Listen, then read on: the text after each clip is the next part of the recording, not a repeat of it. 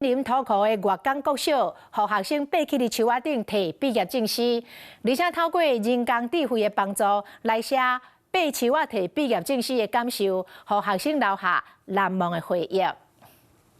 囡仔爬学校内底大丛树花，成功摕到毕业证书。土库镇粤港国小和云林县社会学习推动办公室合作，办理毕业爬树花体验。有点恐高，主要是脚要出力吧，爬起来蛮困难的。云林县社会学习推动办公室讲，粤港国小是科技教育的重要推动学校。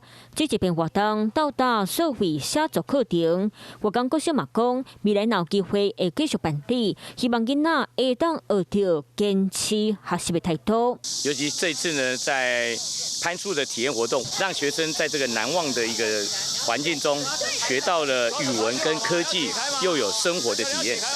想要毕业先爬树花，期待这个活动会当让囡仔多元学习，嘛留下难忘回忆。